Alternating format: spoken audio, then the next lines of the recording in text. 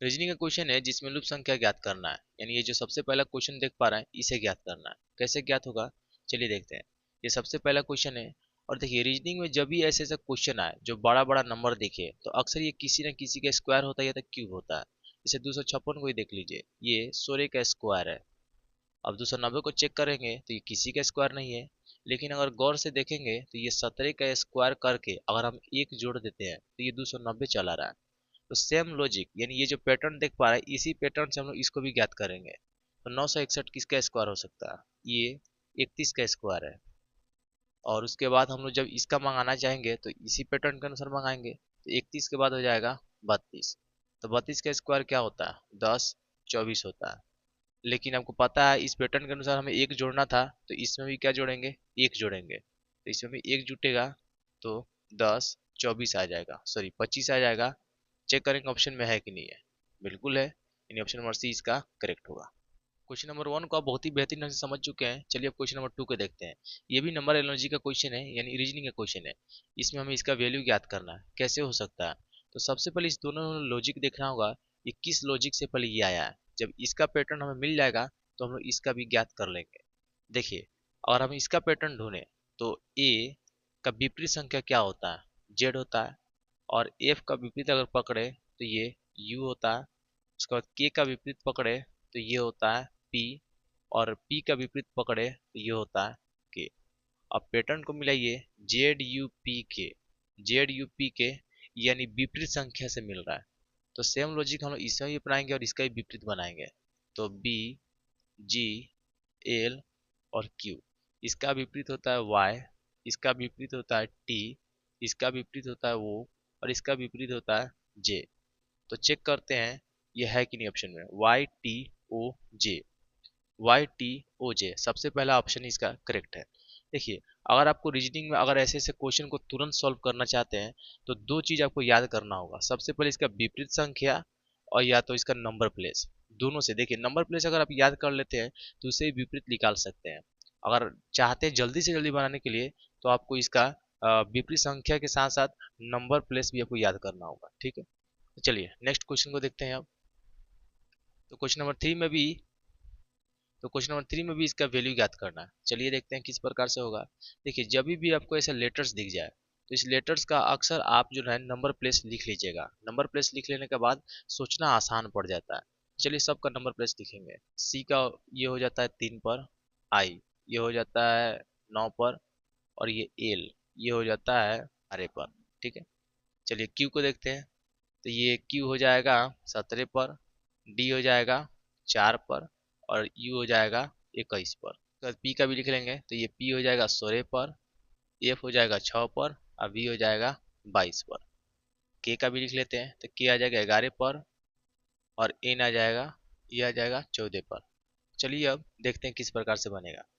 देखिए, 9 और 3 इस दोनों को अगर जोड़ देते हैं, इस दोनों को ऐड करते हैं तो ये 12 चला रहा है, ठीक है, बिल्कुल सही है। 17 और 4 को जोड़ेंगे, इस दोनों को जब ऐड करेंगे तो ये 21 हो जाएगा। उसी प्रकार 16 को और 6 को जोड़ेंगे, ये 22 हो जाएगा। और 11 और 4 को जोड़ेंगे, तो 11 4 को जोड़ेंगे तो 25 हो जाएगा। और बस हमें 25 देखना है किस लेटर का ये नंबर है। ये जो लेटर आता है ये वाई आता है जो 25 पे आता है। चेक करते हैं कौन से ऑप्शन में, ऑप्शन नंबर 20 का क्वेश्चन नंबर 4 भी जो है रीजनिंग का ही क्वेश्चन है। चलिए इसको भी देखते हैं किस प्रकार से ये निकलेगा। तो जब भी आप इसे नंबर देखें जैसे छोटा से बड़ा होते जा रहा है तो इसको हम लोग आसान तरीके से बना सकते हैं। इसके अंतर को पहले लिख लेते हैं, क्या अंतर है। जैसे 27 से 31 देखें तो इसमें अंतर आ रहा है 4 का। 31 से 42 देखें तो इसमें अंतर आ रहा है 11 का। 42 से 72 देखें तो इसमें अंतर आ जा रहा है 30 का। और 72 से 139 देखें तो इसमें अंतर आ रहा है 67 का। तो इसके बाद भी अंतर देखेंगे, फिलहाल हम चेक करते हैं क्या इसमें कुछ लॉजिक मिल रहा है कि नहीं। तो गौर से देखते इसमें कुछ भी लॉजिक नहीं आ रहा है, किसी का कोई स्क्वायर नहीं हो रहा है। मुश्किल से 4 का एक बन रहा है, तो इसे तो कुछ नहीं बन पा रहा है। 4 अगर हम 2 का स्क्वायर करते हैं तो ये तो 2 का स्क्वायर नहीं है। लेकिन हम 11 को अगर बनाना चाहें तो 2 का क्यूब कर देते हैं तो ये हो जाएगा 8। 8 में 3 जोड़ देते हैं, ये हो जाएगा 11। उसी प्रकार 3 को बनाना चाहे तो 2 के बाद अगर 3 करते हैं तो 3 का क्यू करेंगे तो 27 हो जाएगा। और 27 में 3 जोड़ देते हैं तो 30 हो जाएगा। और इस तरह हम लोग पैटर्न पकड़ लिए हैं, जैसे 2 है 3 है, यानी ये 1 का अगर हम क्यू करते हैं तो 1 ही होगा। और इसमें जोड़ देते हैं 3, तो ये 4 हो जाएगा। तो अब तक हम लोग इस पैटर्न को समझ चुके हैं, तो यानी 67 भी इसी पैटर्न से आएगा।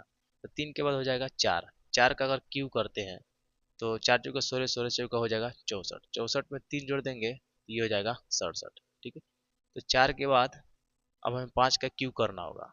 तो 5 25 होता है, 25 25 कितना होता है 125, और 125 में कितना जोड़ेंगे हम लोग 3 जोड़ेंगे, सॉरी 3 जोड़ेंगे तो 8 हो जाएगा, 2 हो जाएगा, 1 हो जाएगा, यानी इसमें 3 जोड़ेंगे तो ये हो जाएगा 128। ठीक है, यहाँ लिख देंगे 128।